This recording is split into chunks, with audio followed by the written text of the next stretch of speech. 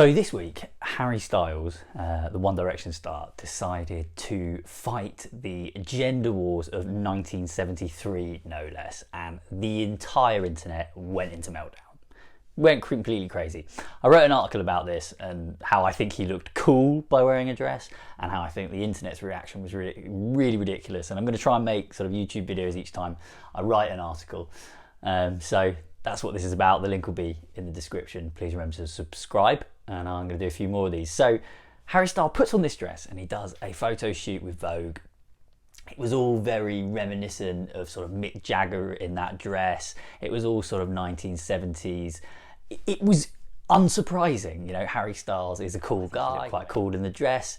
It wasn't edgy though, and it became edgy and it became cooler because Conservatives did exactly what he wanted them to do and to go into meltdown. The one that really got the conversation going was Candace Owens, the sort of really right-wing but usually pretty sound American commentator, said that it was a part of a wider assault on Western man, and it was about bringing down masculinity and the end of masculinity, which is just, in my eyes, it's crazy. It's crazy, and it also it detracts so much from many of the valuable questions and the valuable points that Conservatives have to make at this particular time when we have these really important discussions going on about gender and transgenderism and sex. For them to almost just attack a man for wearing a dress, you know, like that to me, and I don't use this word lightly, is just sort of a form of bigotry. To just like to have a go at a guy who's just wearing a particular outfit, and really it's harming nobody. It's harming nobody, and the only reason he's doing it is to provoke a reaction, and you're giving him that reaction. So the sort of the meltdown, the culture wars that we descended into early in the week were just ridiculous to me. You know, Piers Morgan waded in. He called Harry weird. Really, do you know who Harry Styles is? His fashion sense.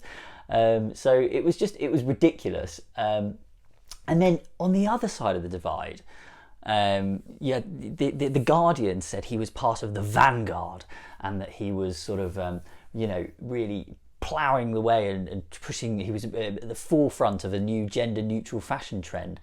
And it's just like, this is why I mentioned 1973. It was like, maybe that would have been the case when Ziggy Stardust was a thing and David Bowie had used that lyric, we don't know if it's a boy or a girl. But really, in 2020, it's not the vanguard of anything. And I just can't believe we're even having a sort of culture wars discussion about this, and why I'm even having to make this video.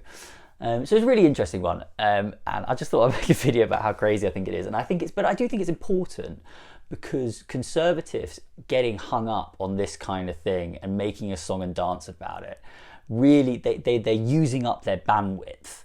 Okay, the 90% of people in this country are not involved in these sort of culture war debates that rage on Twitter and on YouTube and all these programs, but then they see Conservatives piping up to make points. And if one of them is like this, and there's people like Candace Owens saying this, Harry Styles in a dress is going to, ruin my son's life and drive teenagers crazy, they think, oh, these Conservatives are crazy and they're in the past, and they move on. And so when Conservatives try and make decent points, it's a typical boy cries wolf argument, when they make points, because a lot of the people, Konstantin Kissinger was another one, and he has been getting involved in the debate around the Gender Recognition Act, where, we're basically going to do away with the concept of sex in public life, and all spaces, female spaces, be them toilets, changing rooms, whatever, will all be neutral, and anyone will be able to declare themselves any gender. I don't know about that debate, it's a very complicated debate, but people that have been making really decent contributions to that very important debate are then linking it to this really futile debate about Harry Styles in a dress,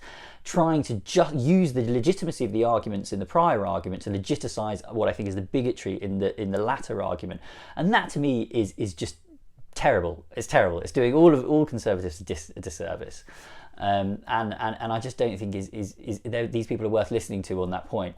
So many people online have been replying to sort of all tweets with pictures of Kurt Cobain in a dress, of Prince, and really just making the point that punk rock does this, like they wear dresses, like why are you surprised?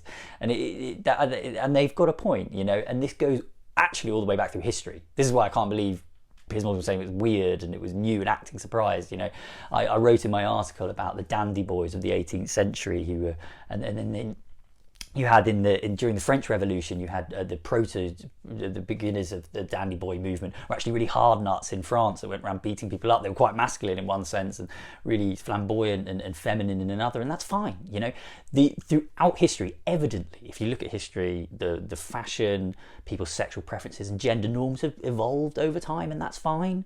You know, and conservatives will fight for one conception or the other of these things, and they will try and be cautious about change, and that's what conservatives do, and that's good in some ways. But I think trying to resist Harry Styles looking really cool in a dress in 2020 is not a useful contribution.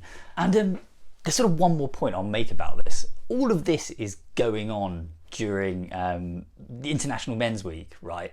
When I don't know if we need an International Men's Week. You know, it just turning men into another victim group, and that's another debate for another day. But all this is going on during International Men's Week, and people are saying that this is going to harm men during this week. And I just think actually there's some real things out there that are harming men, and men are falling behind, boys in particular, falling behind for very, very complex reasons. You know, and this is such a trivial thing in such an important week when people are talking about male suicide and education for boys, and that really brings it into the fore how trivial this is. And I think that the phrase I used in the article is, if masculinity is worth fighting for at all, it should be able to look and feel good in a dress. You know, the argument that this expression of masculinity, which is flamboyant and a bit feminine and a bit androgynous, is at all in conflict with the sort of lads, burly men's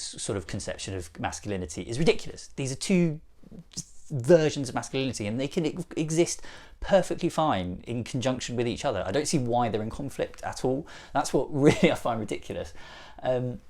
Because it is true that there is a wider assault on masculinity in many ways, and when I was at university they were beginning this whole war and lad culture, which seemed to be really good and taking on really unhealthy things and sexual assault and things like that, but it quite quickly morphed into a sort of a form of bigotry itself, where they were just saying any big lad who liked rugby and drinking became sort of a stereotype and someone to be mocked and put down, and there was sort of open season on them. And now we're seeing boys are being told in school that masculinity is toxic, and even business people are saying that, you know, masculinity in industry and stuff is bad.